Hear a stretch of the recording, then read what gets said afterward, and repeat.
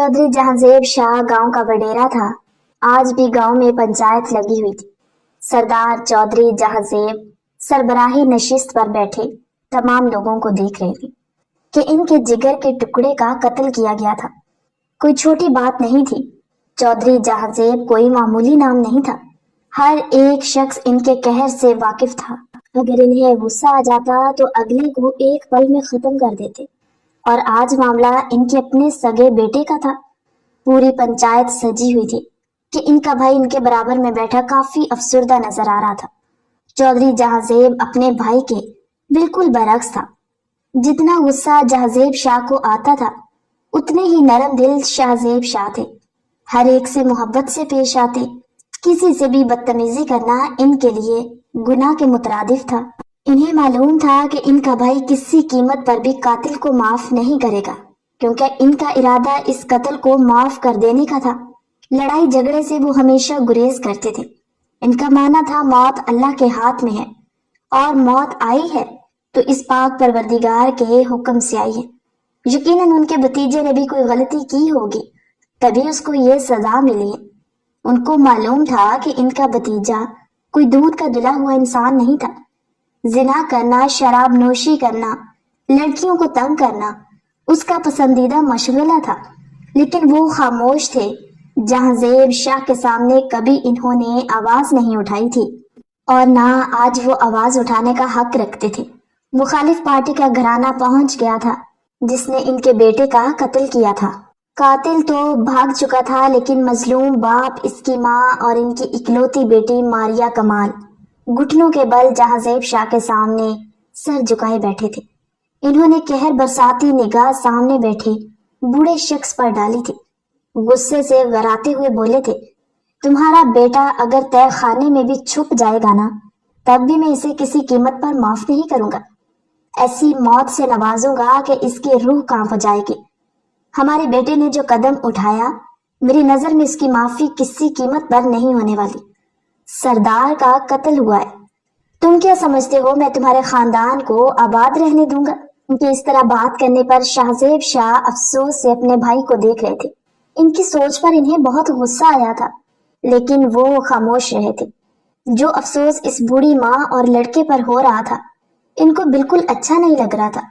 औरत जात जमीन पर घुटनों के बल बैठी हुई थी, और वो तख्त पर अपने भाई के साथ अपनी जगह से खड़े हो गए थे।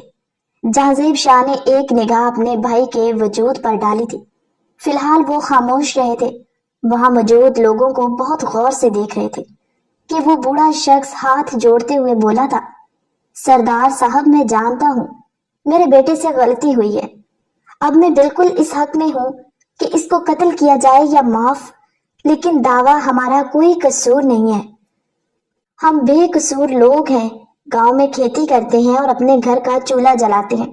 दोनों में लड़ाई हुई थी और दोनों ने एक दूसरे को जख्मी किया था, लेकिन मेरे बेटे का वार खाली नहीं गया और आपका बेटा दुनिया से चला गया। कि शाहजेब साहब ने दुख से आंखें बंद कर ली। कमाल साहब मजीद बोले, इस सब के लिए दिल से मैं माफी चाहता हूँ, लेकिन साहब हम लोगों की कोई गलती नहीं, हमें माफ कर दीजिए। सरदार जहांजेब शाह का पारा 7वें आसमान पर पहुंचा था और इन्होंने अपनी बंदूक निकालकर कमाल साहब की तरफ की थी, जो कातिल का बाप था। वो गुस्से से बोले, मैं अभी के अभी तुम्हें कत्ल कर देता हूँ और कहता हूँ कि इसमें मेरा कोई कसूर नहीं। तुम्हें कैसा महसूस होगा? क्योंकि मारिया कमाल ने तड़प कर जहांजेब शाह को देखा, बेसाख्ता कह उठी। सरदार के आगे हाथ जोड़ते हुए यूं गिड़गिड़ाते लहजे में बोली थी, मैं माफी चाहती हूँ सरदार साहब, हम वाकई बेकसूर हैं, लेकिन जो भी सजा आप हमारे लिए मुंतखब करेंगे, हम इसे कबूल करेंगे। कि जहांजेब शाह जो इसके बाप को कत्ल करने का इरादा रखता था, इसकी बेटी की बात सुनकर फौरन ही अपनी बंदूक नीचे कर ली थी। लड़की दिखने में बला की हसीन थी। जिल्द दूध की तरह सफेद और मलाई की तरह नरम थी। खूबसूरत गजाली आंखें इसको मजीद हसीन तरीन बना रही थी।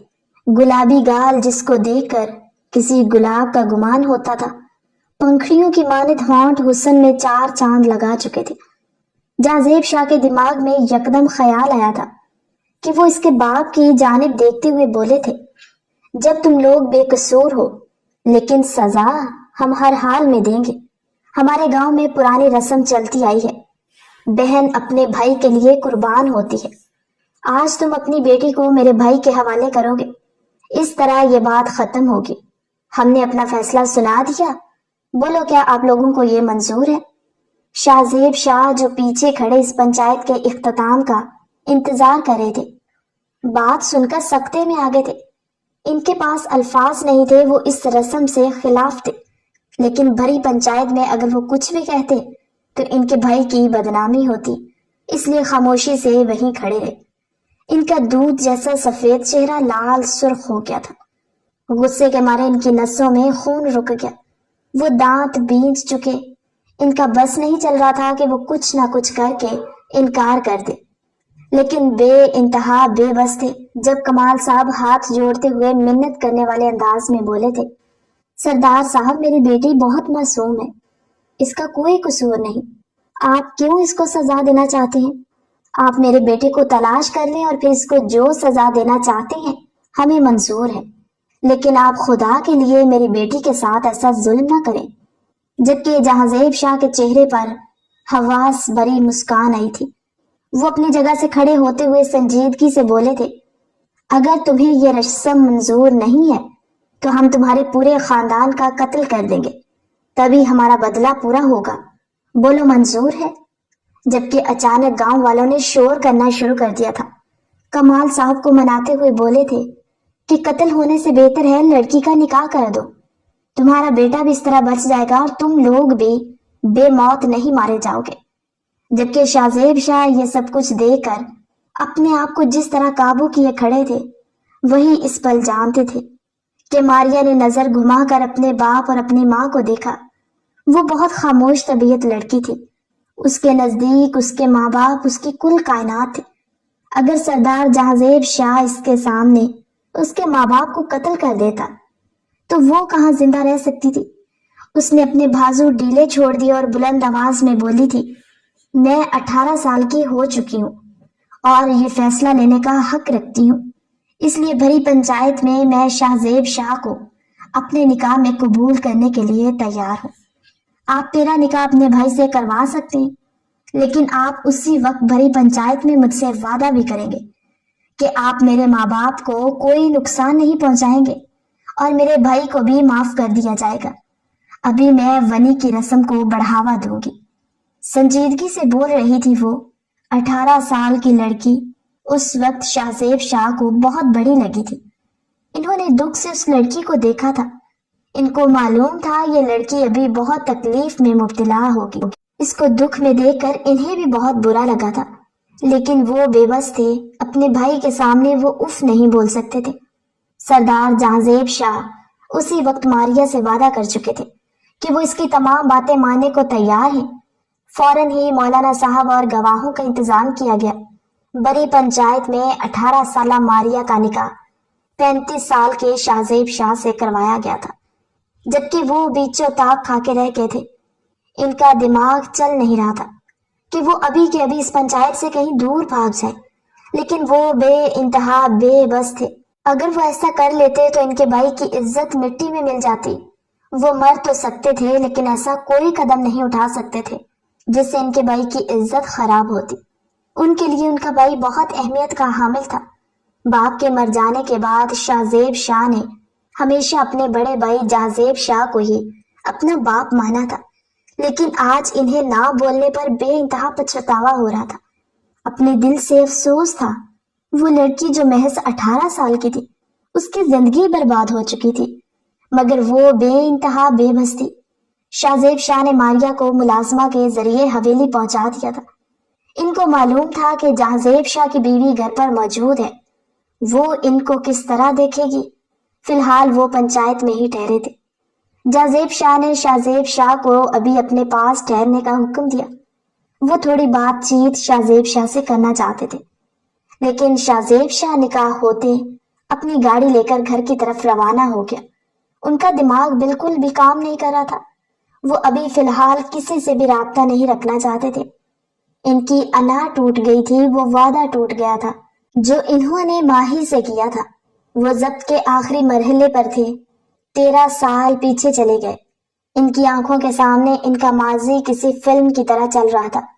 یونیورسٹی میں زیر تعلیم تھے۔ ان کا سامنا ماہی سے ہوا تھا۔ لڑکی دکھنے میں بے انتہا حسین تھی۔ جس پل انہوں نے ماہی کو دیکھا تھا اسی پل وہ دل میں تہیہ کر چکے تھے کہ وہ اس لڑکی کو اپنی زندگی کا ہمسفر بنائیں گے۔ اس کی عادات، انداز، بات کرنے کا طریقہ انہیں بے حد پسند آیا تھا۔ گاؤں میں انہوں نے آج تک ایسی لڑکی نہیں دیکھی تھی۔ شہر کی لڑکی تھی لیکن اپنے آپ کو ہمیشہ ڈھانپ کر رکھتی تھی۔ یہی وجہ تھی شاہ زیب شاہ نے دل ہی دل میں پسند کرنے لگے تھے اسے، کہ ماہی بھی ان سے محبت کرنا شروع ہو چکی تھی۔ دونوں نے ابھی تک ایک دوسرے سے اپنے دل کی بات نہیں کی تھی۔ وہ دن بھی دور نہیں تھا جب وہ دونوں اپنے دل کی بات بولتے۔ تقریباً 2 سیمسٹر گزر جانے کے بعد شاہ زیب شاہ نے ہمت کی تھی۔ اس طرح ہاتھ پہ ہاتھ رکھ کے نہیں بیٹھ سکتے تھے۔ ماہی جوان تھی، خوبصورت تھی، کوئی بھی اس سے شادی کے لیے تیار ہو سکتا تھا۔ انہیں ڈر اسی بات کا تھا کہ اگر اس کے لیے کوئی پرپوزل آ گیا اور ایکسپٹ کر لیا تو ان کا کیا ہوگا۔ یہ سوچ کر ہی انہوں نے ماہی کی جانب اپنے قدم بڑھائے۔ کینٹین میں آج سناٹا ہو رہا تھا۔ تمام سٹوڈنٹس کلاس لینے کے لیے جا چکے تھے۔ بہت کم سٹوڈنٹس کینٹین میں موجود تھے۔ آج ماہی تنہا تھی۔ شاہ زیب شاہ نے گہری سانس ہوا کے سپرد کی اور ہمت کر کے اپنے قدم ماہی کی جانب بڑھائے تھے۔ ان کا دل دھڑک دھڑک کر پاگل ہونے کے قریب تھا۔ سانس بھی پھولنے لگا تھا لیکن پھر بھی وہ ہمت نہیں ہارے۔ اس کے باوجود ان کے ماتھے پر پسینہ چمک رہا تھا۔ انہوں نے ٹیبل کے قریب آ کر ایک گہری سانس ہوا کے سپرد کی تھی۔ ماہی کو مخاطب کرتے ہوئے بولے تھے، اگر آپ کی اجازت ہو تو کیا میں آپ کے ساتھ بیٹھ سکتا ہوں؟ ماہی نے حیران ہو کر شاہ زیب شاہ کو دیکھا تھا۔ وہ سکتے میں آ چکی تھی۔ اس کو بالکل بھی اس چیز کا اندازہ نہیں تھا کہ شاہ زیب شاہ جیسی شخصیت اس کے پاس آ کر کھڑی ہو جائے گی، اس کو مخاطب کرے گی۔ وہ کچھ بول ہی نہ پائی کہ شاہ زیب شاہ عجیب کیفیت کا شکار ہو گئے۔ اس کا جواب نہ دینا انہیں عجیب شرمندگی میں مبتلا کرا تھا۔ انہیں لگ رہا تھا جیسے ماہی کو مخاطب کرنا برا لگا۔ اس سے پہلے کہ پلٹتے، ماہی ان کو مخاطب کرتے ہوئے بولی تھی، آپ کہاں جا رہے ہیں؟ بیٹھ جائیں، میں نے انکار تو نہیں کیا۔ اس کی جلد بازی میں کہے جملے بہت راحت بخش چکے تھے شاہ زیب شاہ کو۔ میز کی دوسری جانب والی کرسی پر بیٹھ گئے اور ایک گہری سانس ہوا کے سپرد کی۔ دونوں کے مابین خاموشی کا راز تھا۔ شاہ زیب شاہ بہت ہمت کر رہے تھے لیکن اس کے باوجود بھی کچھ بول نہیں پا رہے تھے۔ کچھ پل بعد انہوں نے اپنے آپ میں ہمت جمع کی اور ماہی کی جانب دیکھتے ہوئے تحمل سے بولے تھے، جانتا ہوں ماہی، آپ ایک اچھے گھرانے سے تعلق رکھتی ہیں۔ آپ کا لباس ہی آپ کی پاکیزگی کی گواہی ہے۔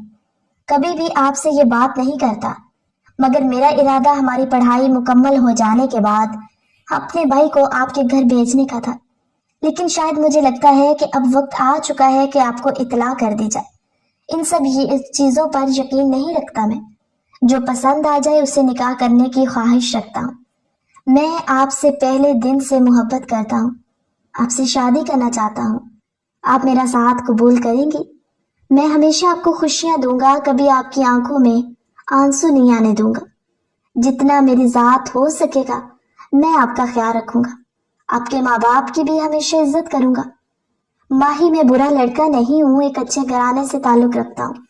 میرا ساتھ قبول کریں گی؟ کہ ماہی کی آنکھوں میں آنسو آ گئے۔ اس کو سمجھ نہیں آ رہا تھا کہ وہ اپنے رب کا کس طرح شکر ادا کرے۔ یہ شخص اس نے نمازوں میں مانگا تھا، جس کے لیے وہ روئی تھی، سجدے میں اللہ کے سامنے گڑ گڑائی تھی، آج وہی شخص اس کے سامنے بیٹھا محبت کا اظہار کر رہا ہے۔ اس نے ہاتھ بڑھا کر شاہ زیب کا ہاتھ پکڑ لیا اور ان کی آنکھوں میں دیکھتے ہوئے نم لہجے میں بولی تھی، میں کئی بار آپ کے سامنے آ کر اپنے دل کی بات کہنا چاہتی تھی، لیکن مجھے یہی ڈر لاحق ہوتا تھا، جانے آپ کو میں پسند آؤں گی یا نہیں۔ لیکن آج آپ کے منہ سے یہ الفاظ سن کر میں معتبر ہو گئی ہوں۔ میں آپ سے شادی کے لیے تیار ہوں، بلکہ میں آپ سے بے انتہا محبت کرتی ہوں۔ مجھے آپ سے کچھ نہیں چاہیے، بس آپ کی سچائی اور آپ کا خلوص چاہیے۔ اگر آپ میرے ساتھ ہمیشہ مخلصی سے رہیں گے تو میں اپنا سب کچھ آپ پر وار دوں گی، لیکن اگر آپ نے مجھے دھوکہ دیا تو میرا وجود آپ کو کبھی بھی نظر نہیں آئے گا۔ ماہی کی باتیں سن کر شاہ زیب شاہ کی آنکھیں بھی چھلک پڑی تھی۔ دونوں نے اس دن سے اپنی زندگی کا نیا آغاز کر دیا۔ لیکن کہتے ہیں نا، بعض خوشی انسان کو آرام سے میسر نہیں آتی۔ ایسے ہی حال شاہ زیب شاہ کے ساتھ ہونے والے تھے۔ اس سے وہ ناواقف تھے۔ وقت گزرتا جا رہا تھا، ماہی اور شاہ زیب شاہ ہر پل ساتھ پائے جاتے تھے۔ ان کے بارے میں ہر جگہ باتیں ہو رہی تھی، لیکن ان دونوں نے اس پر توجہ دینا بالکل بھی ضروری نہیں سمجھا۔ یونیورسٹی کے اختتام پر دونوں نے ایک دوسرے سے وعدہ کیا تھا کہ وہ دونوں کسی قیمت پر بھی ایک دوسرے کا ساتھ نہیں چھوڑیں گے، لیکن ہر بار کی طرح ایک لڑکی اپنے باپ کی عزت کے آگے خاموش ہو جاتی ہے۔ ماہی جب گھر لوٹی تو اس کے باپ نے اپنے بھائی کے بیٹے سے اس کا رشتہ طے کر دیا، جبکہ ماہی صاف انکار کر چکی تھی کہ وہ کسی قیمت پر بھی ان کے بھائی کے بیٹے سے شادی نہیں کر سکتی، جبکہ وہ کسی اور کو پسند کرتی ہے۔ ماہی کے باپ نے یہ بات سنی تو ان کی طبیعت بہت خراب ہو گئی تھی۔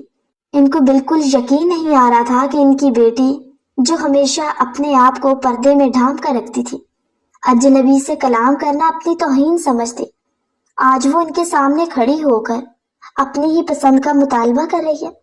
برادری کی عزت کے آگے وہ بے انتہا بے بس ہو گئے تھے۔ باقی طبیعت خراب ہونے کے باوجود ماہی کسی قیمت پر بھی پیچھے ہٹنا نہیں چاہتی تھی۔ جس کو ایسا گمان ہوتا تھا یہ سب کو راضی کر لے گی، لیکن ایک بیٹی کب تک اپنے باپ کی نفی کرتی؟ جب ماہی کے باپ نے اپنے سر کی پگڑی اتار کر ماہی کے قدموں پر رکھی، اسی پر اس نے اس بات کو ماننا پڑا۔ اس نے اپنی محبت کو قربان کر دیا، اپنے باپ کی عزت کو اونچا کر کے ان کے بھائی کے بیٹے کے لیے ہاں کر دی۔ شادی کی تیاریاں عروج پر تھی اور ماہی کی طبیعت بحال ہو گئی تھی۔ اس کو سمجھ نہیں آ رہا تھا کہ وہ کس منہ سے شاہ زیب کو انکار کرے۔ پوری یونیورسٹی کو معلوم تھا یہ دونوں ایک دوسرے کے لیے پاگل تھے۔ شاہ زیب شاہ ماہی کی محبت میں اس قدر گرفتار ہو چکے تھے کہ ماہی ذرا سا بیمار بھی ہو جاتی تو انہیں اسی پل میں خبر ہو جاتی، اور اب بھی ان کا دل بہت گھبرا رہا تھا۔ ایسا لگ رہا تھا جیسے ان کی ماہی بالکل بھی ٹھیک حالت میں نہیں۔ کہتے ہیں نا، جب محبت کسی اور کی ہو جائے تو صدمہ مار دیتا ہے۔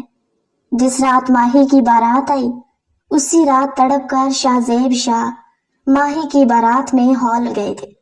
اپنے سامنے اپنی محبت کو قبول ہے بولتا دیکھ کر وہ پورے قد سے زمین بوس ہو گئے تھے۔ ماہی نے جیسے نگاہیں اٹھا کر اپنے سامنے شاہ زیب شاہ کو گھٹنوں کے بل دیکھا تو اس کا دل کسی نے مٹھی میں بند کر لیا تھا۔ اسے محسوس ہوتا تھا جیسے وہ سانس لینا بھول گئی تھی۔ بے ساختہ نگاہوں سے سامنے کا منظر دیکھ رہی تھی۔ کئی لوگوں نے ایک مضبوط مرد کو پورے قد سے گرتے ہوئے دیکھا تھا۔ وہ پل تھا جب شاہ زیب شاہ نے اپنے آپ سے وعدہ کیا تھا کہ وہ مرتے مر جائیں گے لیکن کبھی بھی شادی نہیں کریں گے، اور کبھی کسی عورت ذات پر تو مر کر بھی بھروسہ نہیں کریں گے۔ ان کے نزدیک عورت ذات بہت اہمیت کی حامل تھی۔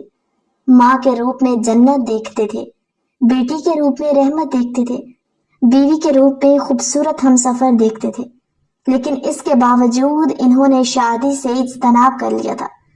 ماہی کی شادی کے بعد ان کی بہت طبیعت خراب رہتی۔ کئی دن تک وہ ہسپتال میں بہت ابتر حالت میں پڑے رہے۔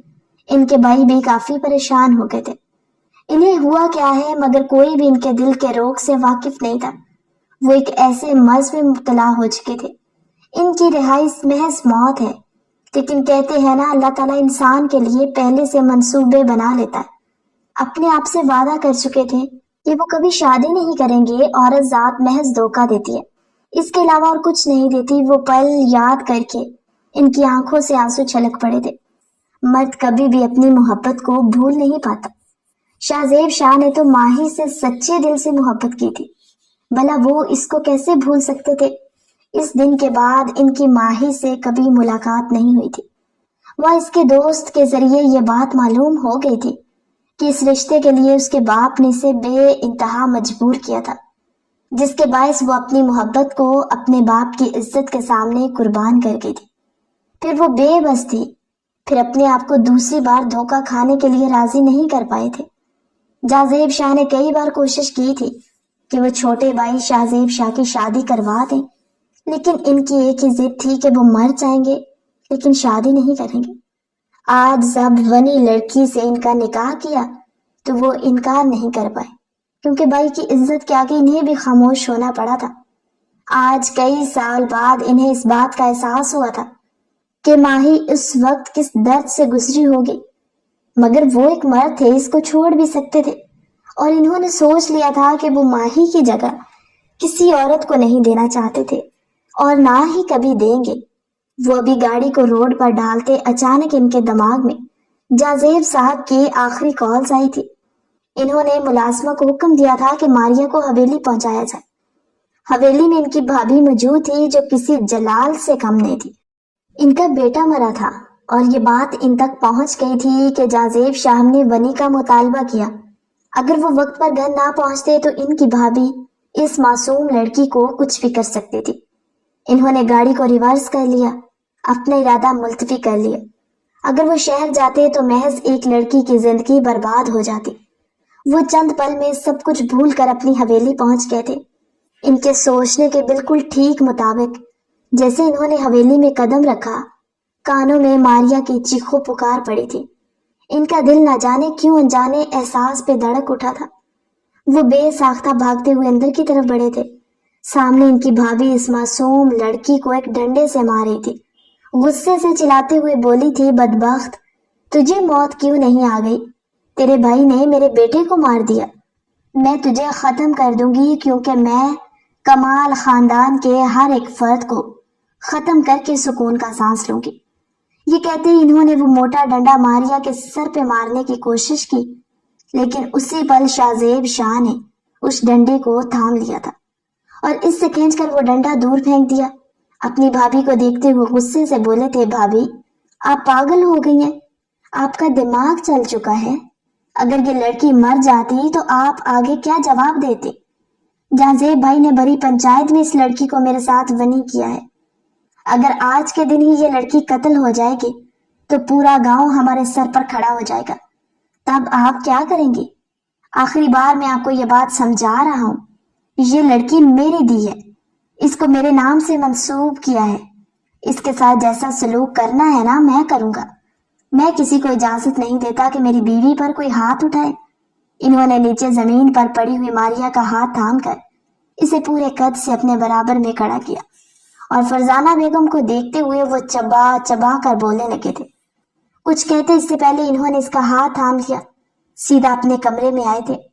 ڈنڈے لگنے کے باعث ماریا کا چہرہ لہو لہان ہو گیا تھا، اس کا حال بہت برا تھا۔ اس کو لگا تھا شازیب شاہ اس کو مارے گا، لیکن اس کو نہیں معلوم تھا وہ کس انسان کے سپرد کر دی گئی ہے۔ کمرے میں آئے تھے اور اس کو صوفے پر بٹھا کر اس کے قدموں میں بیٹھ گئے۔ بہت احتیاط سے اس کے زخموں کو دیکھنے لگے۔ ان کا دل بہت اداس ہو گیا۔ میں اپنی بھابھی سے بالکل اس چیز کی امید نہیں رکھتا تھا، لیکن کہتے ہیں نا بعض اوقات کچھ چیزیں ہماری امید کے برعکس ہی ہوتی ہیں۔ انہوں نے فوراً ہی فرسٹ ایڈ باکس اٹھایا تھا اور اپنے ہاتھ سے ماریا کے زخم صاف کرنے لگے۔ شازیب شاہ کی نرم دلی دیکھ کر ماریا کی آنکھوں سے گرنے والے آنسو نہ جانے کیوں شازیب کو اپنے دل پر محسوس ہو رہے تھے۔ انہیں بے انتہا تکلیف ہو رہی تھی۔ ان کا دل چاہتا تھا کہ وہ اس لڑکی کے دکھ کو اپنے اندر سمیٹ لے۔ اسے دیکھتے ہوئے بولے تھے، اس طرح رونے سے کوئی فائدہ نہیں۔ اس پل فرزانہ بھابھی تمہیں مار رہی تھی، تمہیں اسی پر ان کا ہاتھ تھام لینا چاہیے تھا، لیکن تم مظلومیت کا مظاہرہ کر گئی اور اب دیکھو تکلیف سے کرا رہی ہو۔ اس لیے حوصلے مند بنو، ورنہ یہ دنیا تمہیں بیچ کھائے گی۔ یہ کہتے ہوئے انہوں نے روئی کو ڈسٹ بن میں پھینکا تھا۔ فرسٹ ایڈ باکس اپنی جگہ پر رکھتے ہوئے پٹیاں کر رہے تھے کہ ماریا شازیب شاہ کو باغور دیکھ رہی تھی۔ سمجھی تھی یہ شخص بھی اس پر ظلموں کے پہاڑ توڑ دے گا، اس کو غلط القابات سے نوازے گا، اس پر بے بنیاد الزامات لگائے گا، لیکن ایسا شازیب شاہ نے کچھ بھی نہیں کیا۔ ان کے پاس عقل اور شعور دونوں ہی موجود تھے۔ انہوں نے فوراً ہی ملازمہ کے ذریعے گرم دودھ اپنے کمرے میں منگوایا تھا اور ماریا کی طرف بڑھاتے ہوئے بولے تھے، اسے پی لو، اچھا محسوس کرو گی، تھوڑی دیر آرام کرو تاکہ تمہاری طبیعت بحال ہو جائے۔ اور اس نے بے ساختہ کھڑے ہو کر شازیب شاہ کا ہاتھ تھام لیا۔ ان کے سینے تک آ رہی تھی۔ وہ اپنی بڑی بڑی آنکھیں جھپکتے ہوئے ان کی جانب دیکھتے ہوئے بولی تھی، آپ شازیب شاہ، یعنی میرے شوہر ہیں۔ میں نے سر کو ہلکی جنبش دی تھی۔ مزید بولی تو آپ مجھے مار کیوں نہیں رہے، گالیاں کیوں نہیں دے رہے؟ میں نے تو آپ کے بھتیجے کا قتل کیا ہے، بنی ہو کر آئی ہوں، میرے ساتھ اتنا اچھا سلوک کیوں کر رہے ہیں؟ اس کی بات سن کر کچھ پل کو شاہ زیب شاہ خاموش ہو گئے تھے۔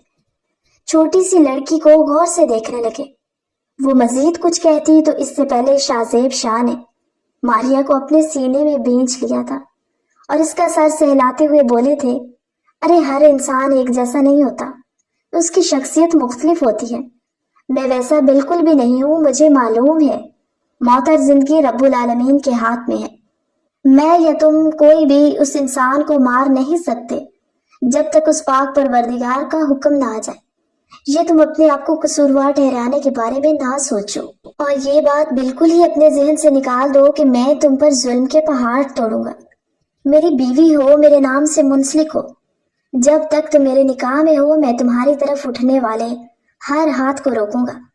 فی الحال تم آرام کرو، مجھے تھوڑا کام ہے، یہ کہہ کر وہ مزید کمرے میں نہیں ٹھہرے تھے۔ جانے کیوں انہیں عجیب سی کیفیت اپنے جسم میں آر پار ہوتے محسوس ہو رہی تھی۔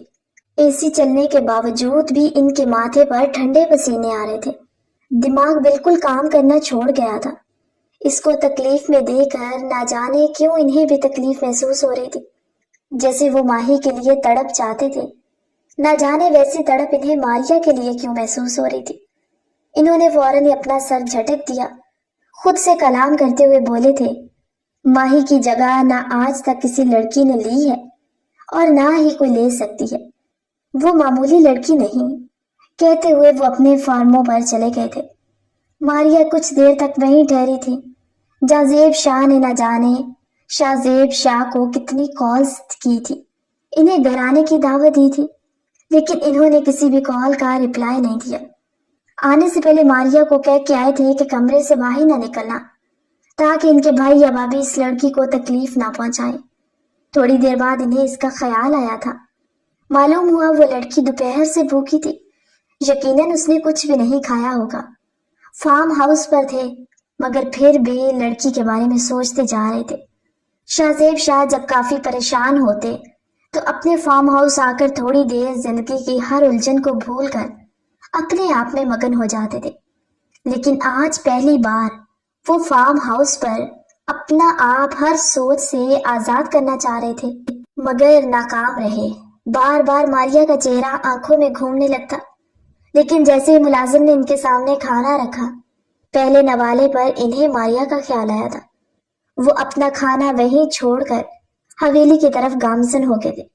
حویلی میں قدم رکھتے ہی انہیں اس بات کا احساس ہو چکا تھا کہ تمام ملازمین کوارٹر جا چکے ہیں اور ان کے گھر والے بھی سو گئے ہیں، اسی لیے وہ دھیمے قدموں کچن میں آئے تھے۔ لائٹ جلائی تو کھانا رکھا ہوا تھا۔ انہوں نے شکر کا سانس لیا، کیونکہ کھانا کہاں ہوتا ہے انہیں اس بات کا بالکل علم نہیں تھا۔ انہوں نے فوراً کھانا اوون میں گرم کیا اور کمرے کی طرف بڑھ گئے تھے۔ کافی بھوک لگ رہی تھی، لیکن وہ اس لڑکی کے بغیر کھانا نہیں کھانا چاہتے تھے۔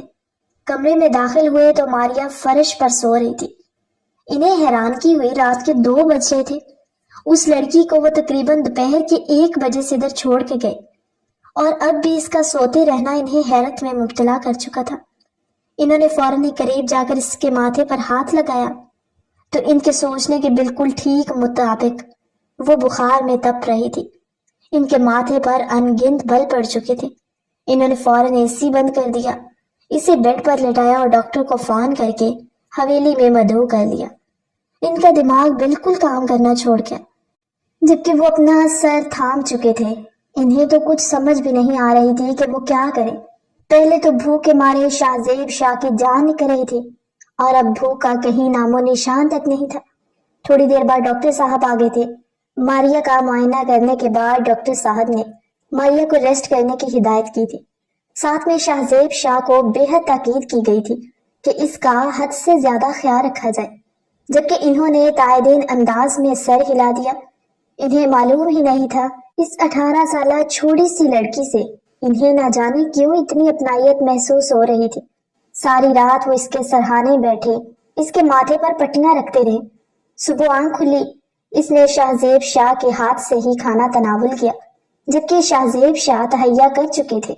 وہ اپنی زوجہ کے ساتھ یہاں نہیں رہیں گے بلکہ اس کو لے کر اپنے شہر والے گھر میں شفٹ ہو جائیں گے۔ ان کو علم تھا اگر ان کی بیوی یہاں پر رہتی نہ تو جہاں زیب شاہ نے سکون کا سانس لینے دینا تھا اور نہ ہی ان کی بیگم نے، اس لیے اگلی صبح ہوتے انہوں نے اپنے گھر والوں کو اطلاع کر دی تھی۔ ماریا کے ہمراہ شہر شفٹ ہو گئے تھے۔ ماریا کو شاہ زیب شاہ کی عادات سے محبت ہونا شروع ہو گئی تھی۔ انسان محبت کا بھوکا ہوتا ہے، جس سے محبت اور عزت ملتی ہے انسان اسی کا گرویدہ ہو جاتا ہے۔ جب تک وہ بیمار تھی شاہ زیب شاہ نے اس کی خوب خدمت کی تھی۔ وہ بھی دل میں تہیہ کر چکی تھی کہ اپنے شوہر کی خوب خدمت کرے گی، ہمیشہ اس کی وفادار رہے گی۔ دونوں کو شہر آئے ہوئے 1 ہفتہ ہو گیا تھا۔ شاہ زیب شاہ نے اس کو شاپنگ کروا دی۔ اس میں زیادہ تر اس کے لیے گھر کے کپڑے تھے، محض 2 فینسی فراک تھی اور ان میں سے ایک لال رنگ کی فراک پہن کر آج وہ اپنے شوہر کے لیے تیار ہوئی تھی۔ اس کو معلوم تھا یہ سب کچھ شاہ زیب شاہ کو بالکل پسند نہیں آئے گا۔ ان کا رویہ کافی سرد تھا، لیکن اس سرد رویے میں بھی محبت کرتے تھے۔ جانتی تھی وہ اپنی نرمی اور فرما برداری سے شاہ زیب شاہ کو اپنا قائل کر لے گی، پر ماریا نہیں جانتی تھی کہ جلد یا بدیر شاہ زیب شاہ اس کو چھوڑنے کا ارادہ رکھتے تھے۔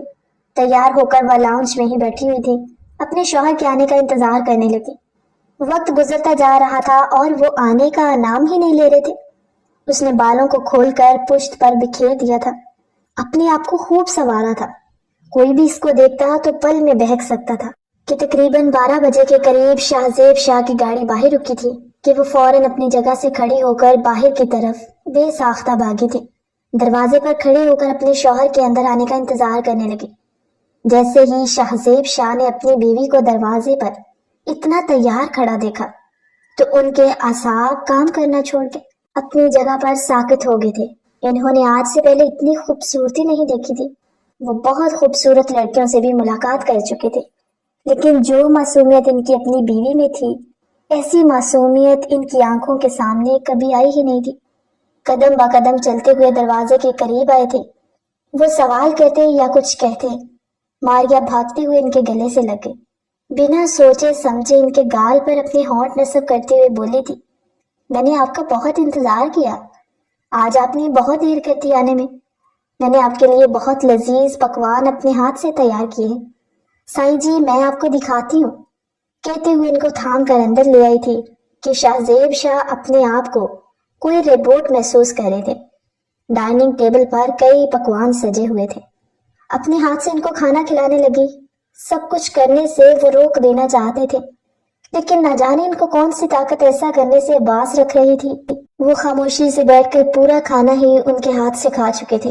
ان کا ارادہ سونے کا تھا، لیکن آج ماریا کے ارادے کافی خطرناک تھے۔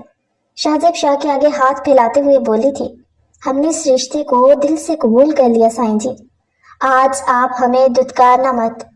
ہم لڑکی ہو کر آپ کی طرف قدم بڑھا رہے ہیں، ہمیں ہمارے حقوق چاہیے۔ یہ کہتے اس نے شاہ زیب شاہ کے گلے میں اپنی باہوں کا ہاتھ ڈال دیا تھا کہ وہ جو اس کو منع کر دینا چاہتے تھے اس کے الفاظ سن کر خاموش ہو گئے تھے۔ یہ بات حقیقت تھی، وہ محض 18 سال کی تھی، لیکن اس کے باوجود وہ ہیل کر رہی تھی۔ وہ مرد ہو کر اس کو منع بھی نہیں کر سکتے تھے۔ انہوں نے خاموشی سے اس کو اپنی باہوں میں اٹھا لیا اور سیدھا کمرے میں لے گئے۔ انہوں نے ماریا کو اس کا حق دیا، جانتے تھے وہ بہت چھوٹی ہے، ابھی ان سب چیزوں کے لیے نہیں بنی، ان کے جذبات کو چھڑکنا نہیں چاہتے تھے، لیکن ان کا ارادہ کچھ اور تھا۔ انہوں نے تہیہ کر لیا تھا کہ وہ ماریا کو طلاق دے دیں گے تاکہ وہ اپنی ایک الگ زندگی گزار سکے، اپنی عمر کے ایک لڑکے سے شادی کر سکے، لیکن انہیں معلوم ہی نہیں تھا کہ ان کی زندگی میں کس طرح کے بدلاؤ آنے والے ہیں۔ ماریا اپنی طرف سے اپنی ازدواجی زندگی شروع کر چکی تھی، لیکن شاہ زیب شاہ کو بے چینی سے رہتی۔ بات حقیقت تھی، انہیں ماریا اچھی لگنے لگی تھی۔ یہ عادات، اس کا انداز، سب ان کے دل کو بہت بھایا تھا، مگر پھر بھی وہ اپنے اس کے درمیان فرق کو محسوس کر رہے تھے۔ عمر میں وہ بہت چھوٹی تھی اور وہ اس کا دل نہیں مارنا چاہتے تھے۔ ان کو معلوم تھا کچھ عرصے کے بعد وہ بوڑھے ہو جائیں گے اور ان کی بیوی جوان، وہ اپنی بیوی کی اداؤں کا کیا کریں گے؟ لیکن کہتے ہیں نا، صابرہ عورت اپنا گھر بسا لیتی ہے۔ کچھ روز سے ماریا کی طبیعت کافی خراب ہو رہی تھی، بہت زیادہ چڑچڑی بھی ہو رہی تھی، نہ ہی کچھ کھا پی رہی تھی۔ شاہ زیب شاہ کھانے کے معاملے میں بالکل رعایت نہیں دیتے تھے۔ وہ ویسے بھی بہت کمزور تھی، اگر مزید نہ کھاتی تو نظر ہی نہ آتی۔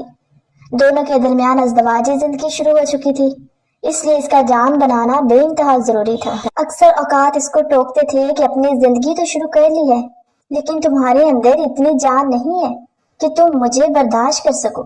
وہ ہمیشہ ہنس کے ٹال دیا کرتی، لیکن آج جب وہ ان کے لیے کھانا میز پر سجا رہی تھی تب اچانک اس کو زور کا چکر آیا تھا کہ وہ ان کے پاس ہی بے ہوش ہو گئی تھی۔ بے ساختہ اس کو لیے ہسپتال کی طرف آئے تھے۔ ایمرجنسی میں ماریا کو ایڈمٹ کر لیا گیا تھا اور وہ باہر کھڑے ماریا کے ٹھیک ہو جانے کی دعائیں کر رہے تھے۔ ان کا دماغ بالکل کام کرنا چھوڑ گیا تھا۔